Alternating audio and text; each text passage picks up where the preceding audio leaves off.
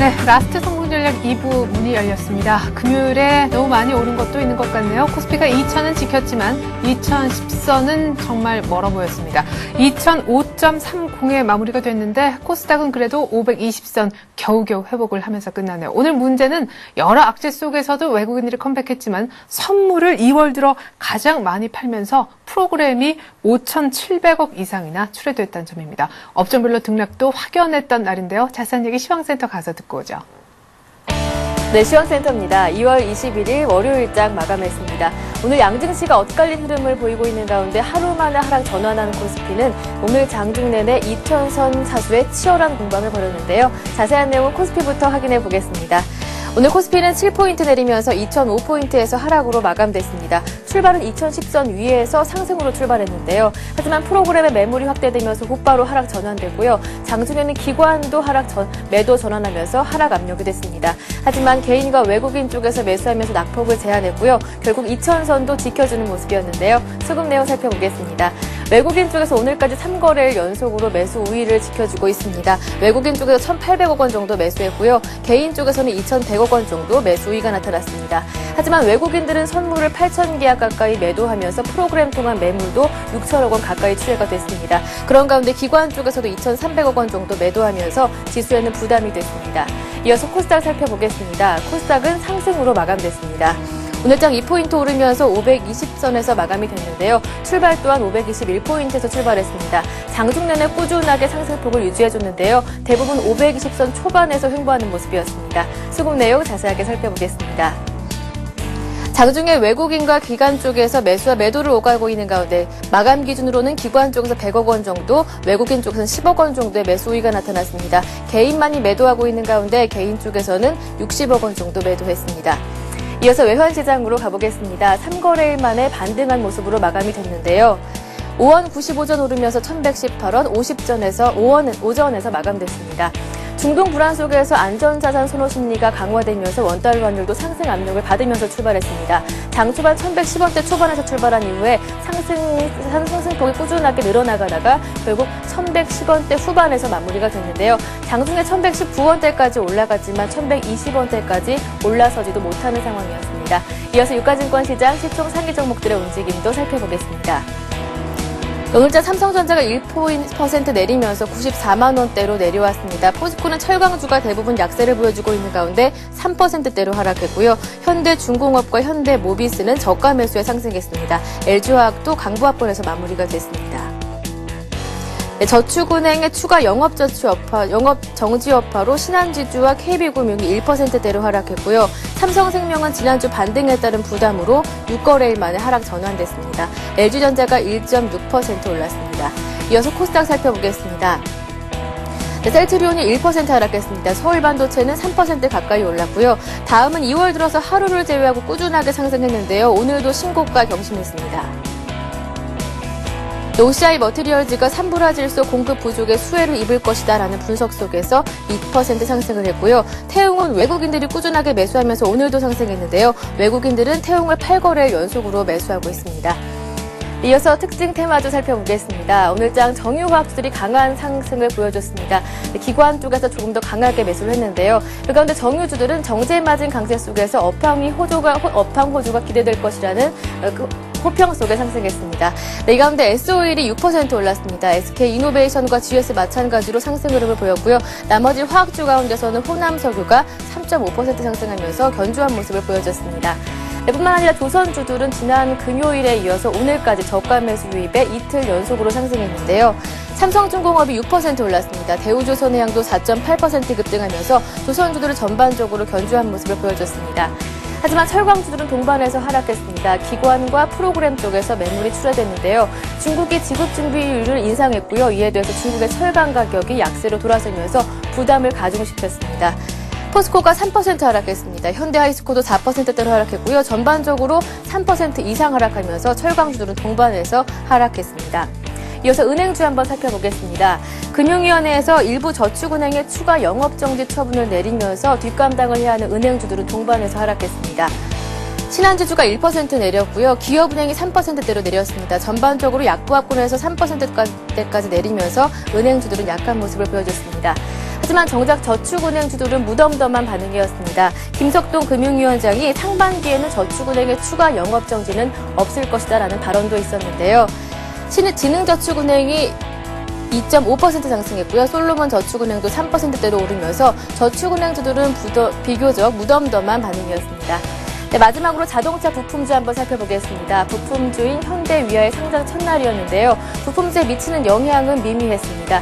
개별적인 재료에 따라서 등락이 엇갈리는 모습이었는데요. 현대위아가 8% 하락으로 마감이 됐고요. 저가 매수가 유입이 되면서 현대모비스가 3% 가까이 올랐습니다. 만도와 한라공조만이 강보합권 유지한 채 마무리가 됐습니다. 네, 지금까지 마감 시황 전해드렸습니다. 네, 현대위아 8% 빠지면서 상장 첫날 종가가 7만 원이었네요. 자, 오늘장 전문가는 어떻게 봤는지 얘기 들어보고 이제 내일장 또 준비를 해봐야 되겠죠. 하나대투증권의 이종성 선임연구원 연결해 보겠습니다. 안녕하세요. 예, 안녕하십니까? 네, 한 2,000포인트 선 유지 정도면 나쁘지 않다 하는 생각도 드는데 오늘은 프로그램 쪽, 선물 쪽에 할 얘기가 많을 것 같습니다. 중국 긴축 영향은 확실히 제한적이었던 느낌인데 오늘장 어떻게 추려볼 수 있을까요? 예. 외국인이 그 3일 연속 순매수에 나서고 있는 점은 좀 긍정적으로 볼 수 있는 그런 대목이지만 외국인의 그 공격적인 선물 매도로 인해서 베이시스가 악화되었고 이로 인해서 이제 프로그램 매물이 오늘 대규모로 출회됨에 따라 시장은 좀 하락 마감을 하였습니다. 근데 이제 이러한 그 프로그램 매물과 관련되어서는 좀 기조적이기보다는 일시적인 그런 현상으로 바라보시면 될 것 같고요. 근데 이제 이러한 수급적인 요인 외에 중국의 뭐 지준율 인상이라든지 그 중동발 그 불안 요인들이 시장의 센티멘털을 좀 제약하고 있어서 이런 부분들이 투자 심리를 추스리는데 당분간 좀 시간이 소요될 것으로 이렇게 보고 있습니다. 지난 주말에 그 중국 인민은행이 지준율을 인상함에 따라서 그 아시아의 인플레이션과 이에 따른 그 금리 인상 부담이 여전히 시장의 부담으로 자리하고 있고, 그다음에 이제 생산자 물가와 그 비식료품 가격의 상승세도 점차 이제 뚜렷해지고 있어서 향후 1-2개월 내에 중국의 그 추가 금리 인상 가능성은 여전히 높다고 생각이 되는 부분이고요.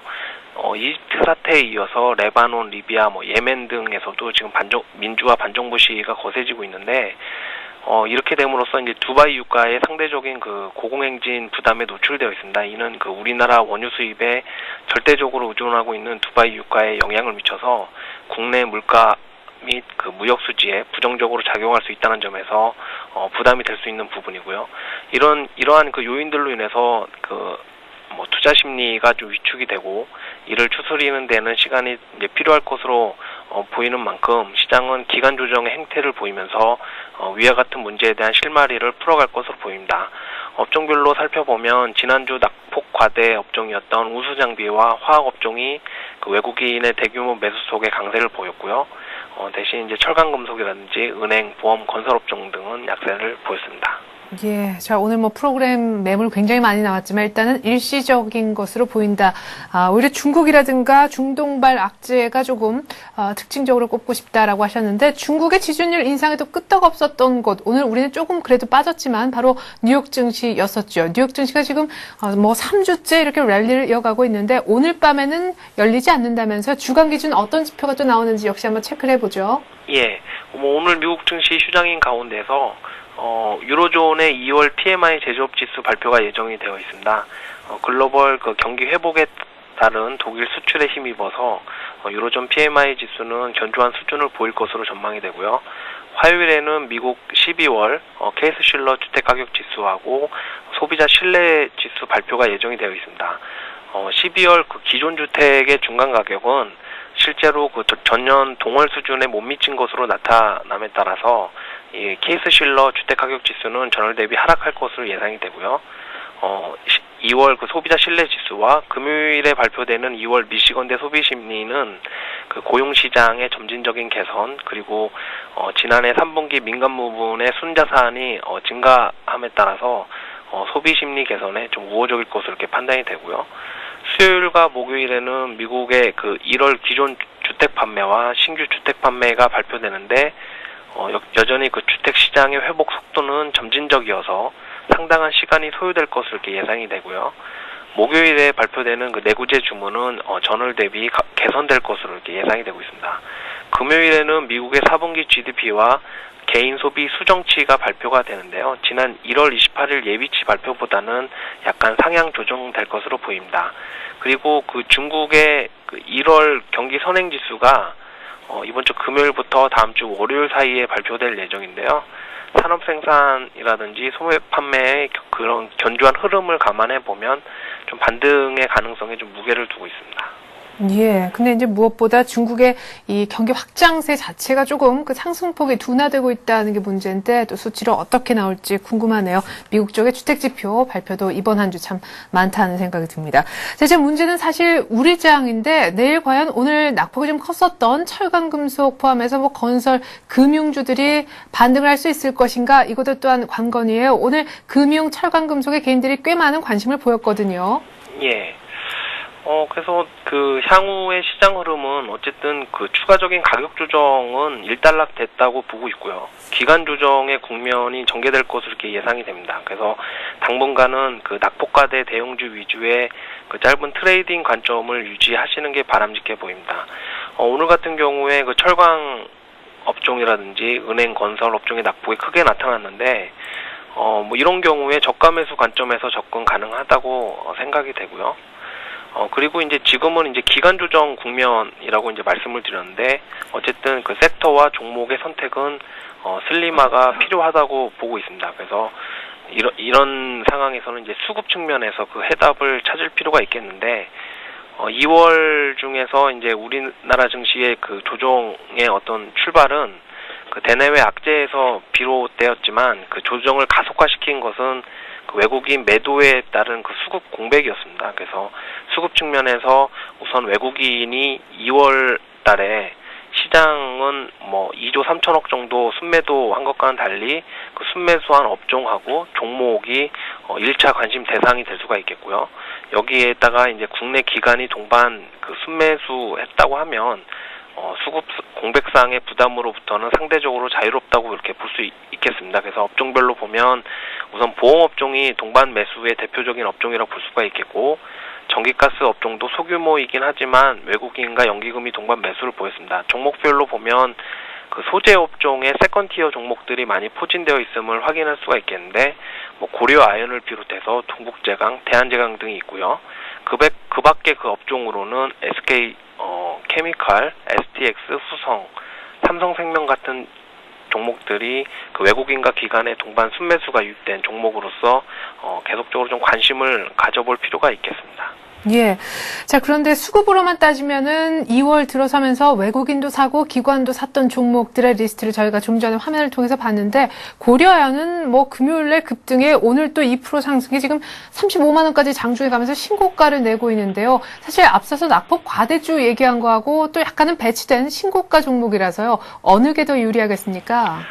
근데 이제 그 고려아연도 마찬가지겠지만 그 동국제강이라든지 그 대한제강 같은 다른 철강 업종들도 외국인과 기관의 동반 순매수가 유입된 종목입니다. 근데 동국제강 같은 경우에는 오늘 4% 가까이 하락했고 지난주 목요일부터 해가지고 좀 계속적으로 급락 흐름이 나오는 종목이기 때문에 이렇게 그 같은 철강 업종 내에서 그 다음에 고려 아연 같이 이렇게 가격에 부담이 없으면서 기관과 외국인의 이런 수급이 받쳐주는 종목들이 꽤 있거든요. 그래서 이런 종목들 위주로 저가 매수로 대응하시는 게 좋아 보입니다. 예, 외국인 기관의 럽콜을 동시에 받으면서 또한 낙폭이 과대돼 있으면 더할 나위 없이 좋겠다 이런 얘기셨습니다. 근데 언젠가부터 이렇게 시장이 조정을 계속해서 받으니까 전문가들 사이에서 IT주 얘기하시는 분들이 싹 사라졌는데 그 이유를 혹시 아시나요? 글쎄 저는 그 IT와 은행주 같은 경우에는 좀 중기 이상의 관점에서 조정 시에 계속적으로 그 비중 확대를 해야 될 업종이라고 보고 있습니다. 왜냐하면은 어쨌든 그 올해 그 주도 업종의 어떤 그 키 팩터가 될 수 있으려면 경기 모멘텀의 수혜를 받을 수 있는 업종이 되어야 되는데 IT와 은행주가 대표적인 경기 민감주로 분류가 될 수 있겠고요. 그리고 지금 글로벌 자금 이동이 그 선진국으로 향하는 이유 중에 한 가지가 선진국의 그 경기 회복입니다. 그렇다고 하면 이런 경기 모멘텀이 당초에 우리나라나 중국 등에 국한돼서 예상이 되었지만 이제는 선진국의 경기 회복까지도 그 예상이 되는 기대가 되는 부분이기 때문에 IT, 은행주 같은 경우에는 중기 이상의 관점에서 계속적으로 비중 확대를 해야 될 그런 시점이라고 판단이 됩니다. 네, 그럼 정리하면 이런 거군요. 단기로 보면은 수급도 좋고 낙폭과대된 종목이 더 낮고 중기 이상으로 간다면은 역시 IT 금융을 조금 길게 끌고 가야 된다. 이렇게 정리해봐도 괜찮겠습니까? 예, 그렇습니다. 예, 하나대투증권 투자전략부에 있는 이종성 선임연구원의 분석 들어봤습니다. 고맙습니다. 네, 감사합니다.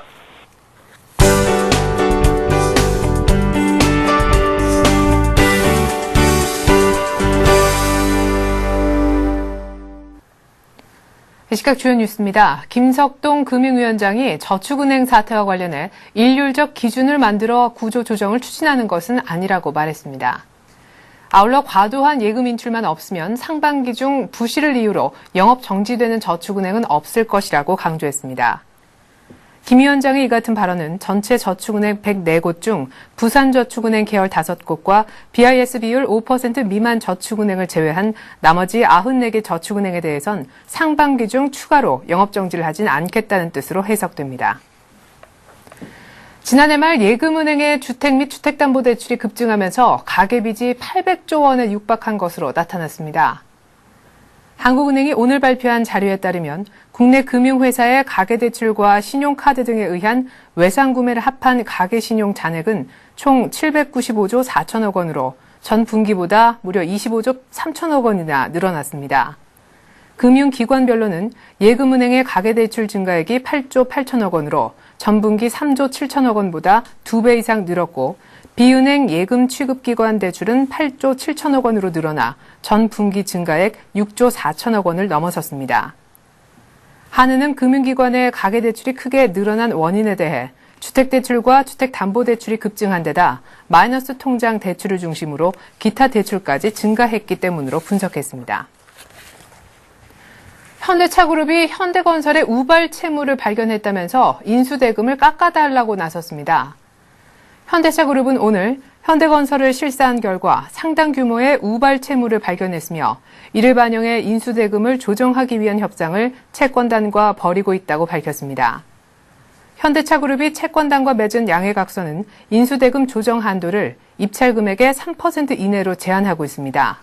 따라서 입찰금액 5조 1천억 원 가운데 최대 1,530억 원까지 대금이 낮아질 수 있습니다. 현대차그룹은 우발 채무 때문에 인수를 포기하진 않을 것이라면서 본 계약은 당초 계획대로 내달 초 체결할 예정이라고 말했습니다. 올 상반기 인수합병 시장의 최대 매물이라 할 수 있는 대한통운이 시장에 나옴에 따라 포스코와 롯데 등 인수 후보 간의 경쟁이 본격화될 전망입니다. 오늘 매각 주관사인 산업은행과 노무라증권이 투자 안내서를 보낸 곳은 포스코, 롯데, GS, CJ 등 10여 개 기업인 것으로 알려졌습니다. 이 가운데 롯데는 대한통운 인수전에 반드시 참여하겠다며 인수 의지를 보였고 포스코도 적극적인 입장을 나타내고 있습니다. 업계에서는 이 밖에 삼성과 CJ가 인수정에 뛰어들 가능성도 충분한 것으로 보고 있습니다. 이상으로 2월 20일 월요일에 보내드린 라스트 성공 전략 마치겠습니다. 중국의 지준율 인상 그리고 중동발 불안에도 불구하고 코스피는 2000선을 일단은 지켰는데요. 프로그램 매물이 오늘 꽤 많이 나왔지만 2000선을 지킨 점 그리고 프로그램 매물이 이렇게 많이 나온 건 단기적이라는 전문가의 분석을 감안하면 내일 일단 추가적인 반등을 한번 기대해봐도 좋을 것 같습니다. 전 내일 다시 오겠습니다. 고맙습니다.